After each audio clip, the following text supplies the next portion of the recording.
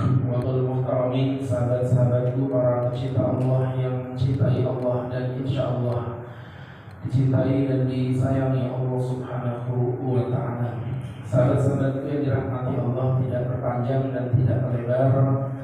Setelah kita telah membahas mengenai tentang hadis Arba'in Nawawi yang pertama, berbicara mengenai tentang konsep niat dan tentang pentingnya niat dalam kehidupan. Artinya di sini memang betul-betul innamal a'malu binniyat, amal itu bergantung pada niatnya. Kemudian di hadis yang kedua kita membicarakan mengenai tentang konsep rukun beragama yang disebut dengan arkanul din, dan kita jelaskan di hadis yang kedua bahwa rukun dalam beragama itu tiga, ada rukun Islam, ada rukun iman, dan ada rukun ihsan. Kemudian di hadis yang ketiga kita membicarakan tentang rukun Islam secara spesifik. Buniyal Islam ala khamsin, hadis yang menyatakan bahwa Islam itu didirikan di atas 5 perkara. Dan itu sudah kita pelajari dengan isi. Hari ini insyaallah kita akan membahas mengenai hadis yang keempat, yaitu dari Abi Abdurrahman Abdullah bin Mas'ud radhiyallahu taala anhu qala, berkata Abdullah bin Mas'ud, hadatsana Rasulullah, Nabi sallallahu alaihi wasallam menceritakan kepada kami bahwa shadiqul masduq, bahwa dia adalah shadiq, zat yang maha benar dan membenarkan. Inna ahadakum yajma' khalquhu fi batni ummi. Nabi berkata begitu. Ini sebuah mukjizat sains, ya, saintifik yang disampaikan tadi. Oh, kata Nabi, kamu itu dikumpulkan di perut ibumu arba'ina yauman, selama 40 hari. Nutfatan dalam bentuk sperma. Jadi putar banyak sperma yang terjadi atas hubungan suami istri. Dan kita tahu ya berhubungan selesai begitu ya. Jadi kalau orang berbicara secara nafsu sahwani, sahwat begitu. Tapi kalau kita bicara secara agama, di situ terjadi keajaiban. Makanya dalam surah Ar-Rum ayat 21 itu kalau Bapak lihat Ar-Rum itu karakternya wamin ayati. Dari tanda kebesaran Allah, semuanya itu berbicara tentang konsep alam, langit, bumi, lautan. Tapi yang unik dari Ar-Rum 21 tadi ada wamin ayati, dan dari tanda kebesaran Allah, an khalaqa lakum min anfusikum azwajan. Diciptakan kalian dalam kondisi berpasang-pasang. Jadi dari berpasang-pasang ini terjaga sebuah konsep penyempurnaan satu dengan lainnya. Ya, ada laki, ada perempuan. Itu dimasukkan Allah dalam konsep kebesaran. Mana besarnya? Kalau langit yang begitu menjuta begitu tinggi, melebar begitu dahsyat, ya itu kebesaran wajar. Kalau nikah apa hebatnya? Ternyata terjadinya hubungan seksual pun ada sains keilmuannya luar biasa. 40 hari sperma itu bisa nyampe ke ovum. Bapak kan taunya berhubungan aja. 40 hari perjuangan menuju ke ovum itu turun. Sayangin ya, belum sampai yang satu udah masuk lagi tempat berikutnya. Jadi itu ya tetap kalau kita ngerti tentang tahu jadi gitu aja ya. Ya kita kayak gitu pakai listrik ini kan kita karena bukan orang PLN anggapnya ya listrik itu aja biasa. Padahal yang membuat listrik itu luar biasa. Perjuangan sama kayak di sekolah. Kami lagi bangun pondok pesantren, ya pondok pesantren Ibnul Qayyim Kualita. Itu masya Allah Pak, kami tiap hari begadang jam 1, jam 2. Santrinya biasa-biasa aja. Nanti maksudnya. Nanti mereka kayak gak ada apa-apa gitu. Tapi kami yang ngurusin korban. Sama kayak saya memandang alat-alat berat itu bagi saya biasa-biasa aja. Tapi korbannya kan bukan yang cerita semua urusan alat berat. Ya, karena cirinya orang muda itu biasanya tidak terlalu memahami berat, menggambarkan gitu Pak. Menggambarkan. Sekolah komputer sampai jurusan S2, S3 komputer, kalau bagi kami yang bukan orang komputer itu aneh. Apa sih dipelajari udah bisa ya. Sama kayak orang berilmu agama juga sama. Bapak kalau belum tahu ilmu agama, kalau pikir agama itu cuma di googling, di searching Quran, hadis, ketemu titik selesai masalah, nggak sudah lagi itu forusul ya. Kita belajar berbelas-belas tahun belum masih bodoh begitu. Ada orang modal hijrah, buka Quran terjemahan, hadis terjemahan, dipikirnya selesai masalah memahami agama manusia. Ilmunya luar biasa. Nah ini tadi Pak, jadi sperma itu masuk ke paru selama 40 hari dalam bentuk sperma. Tsumma yakunu 'alaqatan, kemudian dia berubah menjadi 'alaqah. Ya, kemudian dia berubah menjadi alaqah, yang dirahmati Allah Subhanahu wa taala. Bisa dalika seperti itu. Summa yakunu mudghatan, alaqah dan daging yang menggumpal, yang nempel seperti lintah, kata para ulama ya. 40 hari berikutnya seperti lintah. Nah, kemudian summa yakunu mudghatan, kemudian muncul dia seperti mudghah. Nah, mudghah itu apa? Teman-teman yang dirahmati Allah, mudghah artinya adalah daging yang tergigit. Daging yang tergigit, ini daging digigit itu gimana bentuknya ya? Kalau ada otot saya contoh yang biasanya tapi karena ada mereka apa. Jadi biasanya itu ada kayak otot, bayangkan aja ada ceritanya ya ceritanya, tapi nggak ada. Karena kita dana biasa. Ini saya gigit ini Pak. Maka bapak lihat otot dari samping bentuknya begini Pak, cepok. Ya nggak sih? Iya. Gak tahu juga kalau gigi bapak kayak gergaji itu, saya nggak tahu juga. Tapi kalau gigi saya cepok bentuknya begini. Bapak lihat bentuknya beliau gimana? Sama nggak? Setengah bulan. Nah Allah nggak mungkin bilang beliau Pak. Orang Arab kenapa yang beliau itu apa? Beliau. Orang kan bakal pakai beliau. Tapi Allah menggunakan bahasa yang sangat mudah untuk dipahami orang awam, orang Arab yang jauh dari keilmuan.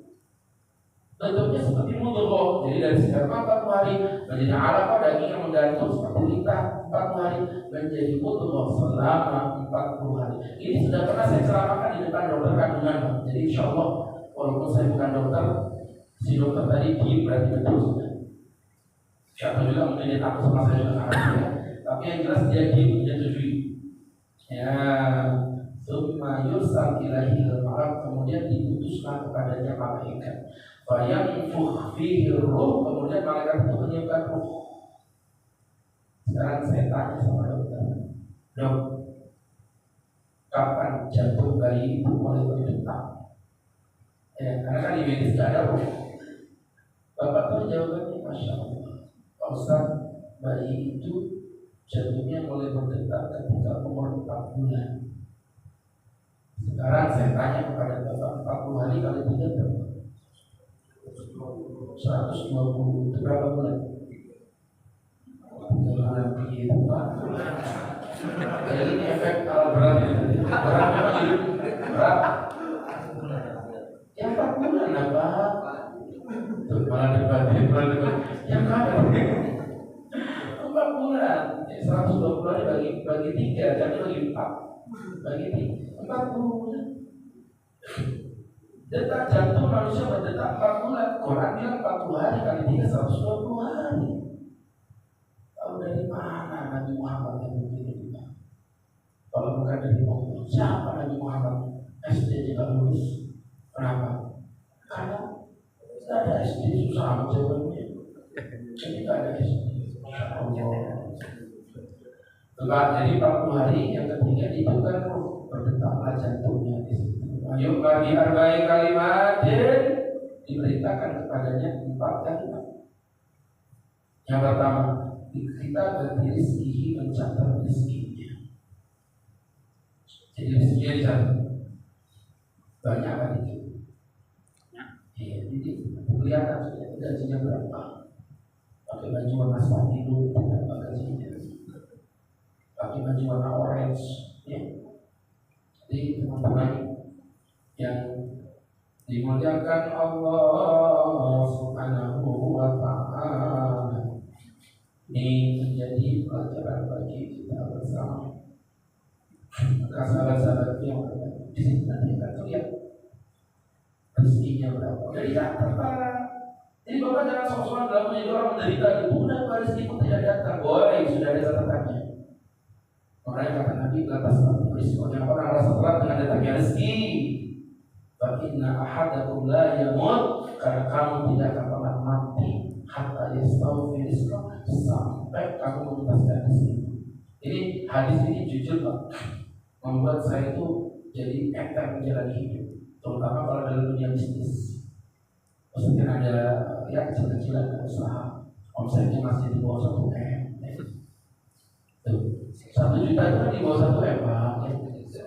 Jangan sombong gitu. Iya. Kadang-kadang kalau lagi bisnis terus ada rugi-ruginya, wajar ya dalam bisnis. Itu kadang-kadang kayak aduh gimana? Tapi saya simpel aja. Yang membuat saya tanya begini, kan disitu udah ditetapin. Nih misalnya nih, fulan bin fulan, rezekinya 10 miliar selama hidupnya, selama hidup 10 miliar. Terus Bapak di tengah-tengah perjalanan merasa ada rugi, kehilangan harta, kehilangan ini, Bapak merasa stres. Kenapa stres? Memang bukan rezeki Bapak kok. Kalau rezeki Bapak, Bapak baliknya mau Bapak kayak manapun bakal ngejar Anda. Serius Pak. Kalau udah rezeki itu, gak bisa kita menghindari. Ini akan datang dengan sendirinya. Ya, dan bakal mati sampai Bapak melepaskan rezeki Bapak. Jadi kita tidak ada juga menghadapi kehidupan orang yang ini. Begitu. Ya, tadi jamaah yang dimuliakan Allah Subhanahu wa ta'ala, ini menjadi pembelajaran untuk kita bersama sahabat-sahabatku yang dirahmati Allah. Dicatat rezekinya. Yang kedua, wa ajali, ajalnya. Tapi itu dicatat sama Allah, maksudnya kapan? Makanya kalau kamu kubur itu unik, ajaib gitu. Yang tua bertahan hidup, yang muda meninggal dunia, ada gitu. Saya itu dulu nganterin di biasa cuci darah. Jadi banyak kenalan sesama atau orang-orang yang cuci darah. Ada grup WhatsApp-nya.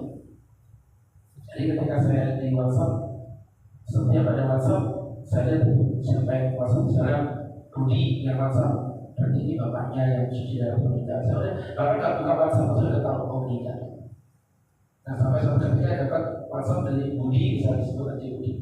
Saya harus bilang, nih itu Budi itu biasa sama ibunya kan? Iya, ibunya meninggal dunia.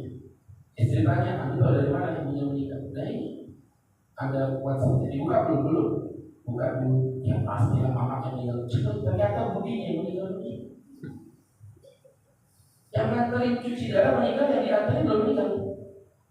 Dan ada apa-apa.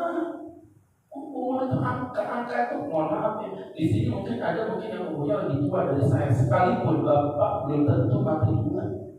Bisa jadi ustaz yang belakangan. Ini ada itu ambil orang pengajian dan apa-apain gitu. Tapi isi ke toilet kebiasaan mati. Serius bang, ada tak duduk diem gini, duduk gitu. Ngantuk cukup, tulang belakang patah, mati. Bisa gitu. Makanya bapak jangan berani langsung di pengajian saya. Nanti bisa. Jadi artinya teman-teman, masya Allah, ini janji Allah benar-benar real ya, luar biasa. Kemudian yang keempat adalah wa amal ini. Perilakunya, jamaah yang dimuliakan Allah. Apakah dia syakir atau itu? Apakah dia akan menjadi orang yang bahagia atau orang yang menderita? Ya juga sudah dicatat sama Allah. Jadi rezeki sudah, ajal sudah, amal sudah, amal itu amal solehnya. Kemudian yang terakhir tadi kehidupannya, apakah dia orang bahagia atau menderita? Wallahi la ilaha illa ghairuh, kata Nabi, demi Allah yang tiada Tuhan selain dirinya, inna ahadakum, sesungguhnya kalian la ya'mal bi'amali ahli jannah, melakukan perilaku penghuni surga, arti berbuat baik, hatta yakunu bainahu wa bainaha dhira', sampai di antara dia dengan surga tinggal 1 dhira'. Apa dhira'? Hasta. Apa hasta? Nih, ujung jari sampai ujung sini, 1 hasta. Wa ya'mal bi'amali ahli nar, dia dengan surga tinggal 1 hasta. Dia malah melakukan perlakuan neraka. Fayadkhulha, maka dia mati dalam keadaan masuk neraka. Fa inna ahadakum la ya'mal bi amali ahlihi. Dan sesungguhnya di antara kalian ada yang berperilaku seperti perilakunya ahli neraka. Sudah, pokoknya udah tinggal dikit lagi masuk neraka. Ya teman-teman yang dirahmati Allah Subhanahu wa ta'ala, itu tuh menjadi pembelajaran untuk kita bersama sahabat-sahabatku yang berbahagia yang dirahmati Allah. Fayaqul bi amali ahli jannah, tiba-tiba berlaku seperti penghuni surga. Fayadkhulaha, maka dia pun akan masuk ke dalam surga. Hadis Sahih Bukhari Muslim. Ya, ini jadi pembelajaran untuk kita bersama sahabat-sahabatku yang berbahagia yang dirahmati. Hadis ini memberikan banyak ilmu kepada kita. Masya Allah, ini hadis penciptaannya. Memang Arba'in Nawawi ini sebenarnya kitab yang disusun Imam Nawawi untuk hadis-hadisnya menjadi pangkal dasar. Yang pertama tadi niat, rukun agama, rukun Islam, dan yang keempat ini rukun atau awal penciptaan manusia. Banyak Pak. Yang pertama, Allah mengetahui tentang keadaan makhluknya sebelum mereka diciptakan dan apa yang mereka alami termasuk masalah bahagia dan celaka. Saking sempurnanya Allah. Maksudnya apa begini? Kalau kita sudah tahu kita punya Tuhan yang perfect, seperfect Allah, maka jangan pernah Anda takut menghadapi masalah apapun di dunia ini. Kalau Anda masih bersama dengan Allah, itulah Anda la takhaf wa la tahzan. Jangan takut, jangan sedih. Innallaha ma'ana. Sesungguhnya Allah ada bersama kita. Yang kedua, tidak mungkin bagi manusia di dunia ini untuk memutuskan bahwa dirinya masuk surga atau neraka. Akan tetapi amal perbuatannya merupakan sebab untuk memasuki keduanya. Jadi tidak bertentangan dengan hadis yang mengatakan Nabi, apakah aku akan masuk surga dengan amalku? Kata Nabi, tidak. Bukan kamu, bukan aku. Masuk surga kita karena rahmat dan kasih sayang Allah. Itu tidak bertentangan ya. Jangan nanti dipertentangkan. Karena amal solih itu sabab daripada rahmatnya Allah. Amal buruk itu sabab daripada murkanya Allah. Jadi artinya kita masuk surga tentu dengan rahmat Allah, setuju. Tapi rahmat Allah munculnya dari mana? Amal solih. Tapi tidak harus dijaga. Karena kan hadis tadi itu dipotong-potong Pak. Kita masuk surga dengan rahmat Allah, bukan dengan amal kita. Akhirnya apa? Kita ada perlu beramal soleh. Yang penting Allah sayang dengan kita. Udah usah sholat, hati kita baik, sudah berbagi, udah cukup. Itu mempelintir hadis. Ya, hadis itu ada dua. Ini yang tadi bicara amal soleh. Ya, seperti itu. Yang ketiga, amal perbuatan dinilai di akhirnya, endingnya. Itu yang disebut dengan husnul khatimah. Ketika Nabi bilang di antara dia dengan surga tinggal satu jengkal, berlaku neraka, masuk neraka. Beramal neraka, tinggal antara dia dengan neraka tinggal satu jengkal, berlaku ahli surga. Akhirnya dia masuk surga. Maksudnya apa? Jangan sombong. Tak, aku ini orang soleh, aku orang baik, aku rajin ibadah, rajin sholat. Jangan sombong, karena kita nggak tahu endingnya. Nah, kayak gini juga yang dipelintir. Yang penting kita bermaksiat gak apa-apa. Nanti nunggu tua aja kita beribadah. Kudus itu. Siapa yang tahu kau bakal mati kapan, ya kan? Hati Pak, nggak ada tahu mati dalam kondisi berzina. Ada. Kayak mana itu aku bilang ya? Saya kalau doa sama ya Allah, matikan aku dalam keadaan bersujud, matikan aku dalam kondisi tilawah, matikan aku dalam kondisi berilmu. Karena ada orang mati lagi mabuk, orang mati lagi berjudi, orang mati berzina. Ditemukan seorang laki-laki pemuda berzina dengan seorang nenek-nenek tua. Mulutnya mengeluarkan busa. Setelah diotopsi ternyata keracunan susu pada manusia. Jadi susu beruang, susu nenek sebenarnya. Susu beruang. Jadi belum susu beruang, susu berzina aku begitu. Ya. Kemudian yang keempat, disunahkan bersumpah untuk mendatangkan kemantapan sebuah perkara jiwa. Tadi kan kami di hadis tadi bersumpah bidan yang tidak ada Tuhan selainnya. Jadi sumpah itu boleh tak? Boleh. Tapi ada larangan bersumpah. Bersumpah untuk sesuatu yang sifatnya 50-50. Tak boleh. Kebiasaan itu sumpah. Demi Allah, berkulut itu benar. Tak berkulut salah. Tak dari mana itu benar salah itu Allah yang tahu. Demi Allah itu sesuatu yang pasti. Demi Allah, Allah itu ada. Nah itu boleh. Demi Allah, Ustaz aku sudah tak boleh fitnah. Yang betul gimana? Demi Allah, Ustaz aku jatuh banget begitu ya. Itu langsung bapak kena kafar sumpah. Jadi teman-teman yang berbahagia. Kemudian berikutnya, tenang dalam masalah rezeki. Kona'ah, mengambil sebab serta tidak terlalu mengejar. Jadi ya dijalani itu. Serius, bapak kalau udah sampai lebih yakin, rezeki itu tidak dikejar bapak. Rezeki itu sama kayak bayangan Anda sendiri. Makin dikejar, tak bakal ketemu. Tapi ketika kau udah lelah mengejar rezeki, berbalik arahlah kepada sumber cahaya dan biarkan bayangan itu mengikuti. Lebih paham dan saya orang masyarakat. Ya udahlah, capek ya. Baik. Dan yang terakhir sebelum bel berbunyi nih Pak ya, tinggal 2 menit lagi. Kehidupan ada di tangan Allah. Seseorang tidak akan mati kecuali dia telah menyempurnakan umurnya. Artinya ya sudah, saya punya bapak meninggal dunia, sedihlah saya Pak. Saya punya ibu meninggal dunia, sedihlah saya Pak. Ya. Tapi ketika saya sadar bahwa semua ditentukan Allah, bahkan sebelum Allah menciptakan saya, dia sudah apa mau dilawan? Gak ada artis yang melawan skenario sutradara itu, gak ada. Saya pastikan gak ada. Semua artis pasti menurut dengan sutradaranya. Begitulah kita ini cuma pemain aktor yang menetapkan skenario oleh Allah Subhanahu wa Ta'ala.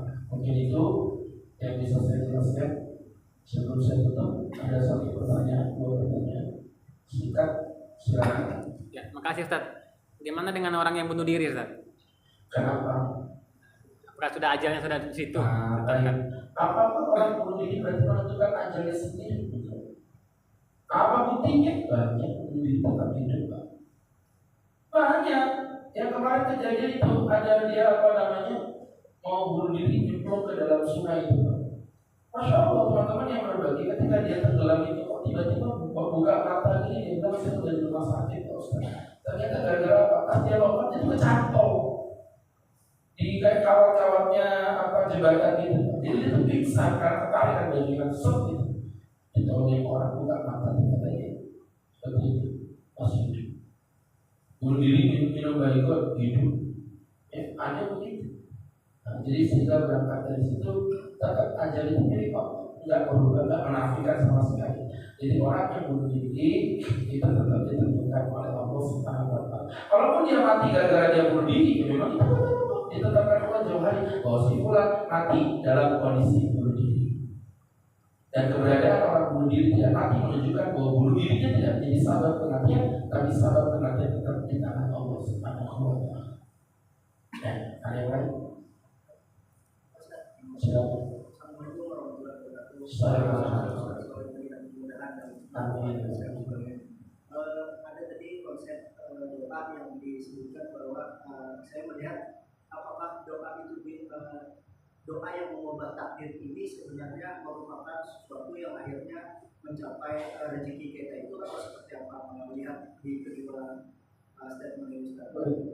Jadi memang ada hadisnya Pak. Lalu takdir bila doa, tidak ada yang merubah takdir kecuali doa. Itu memang betul, kita nggak mengingat itu. Memang fix ada dalilnya. Tapi mohon maaf, jangan lupakan bahwa doa itu bagian dari takdir. Ayo bingung kan sudah? Gini Pak, saya kasih contoh. Takdir itu ada yang sifatnya mu'alaq, ada yang sifatnya mubrok. Yang mubrok itu Anda nggak bisa melawan. Ada laki-laki ini mubrok, takdir Pak, nggak bisa menjadi perempuan, mau kayak apapun nggak bisa.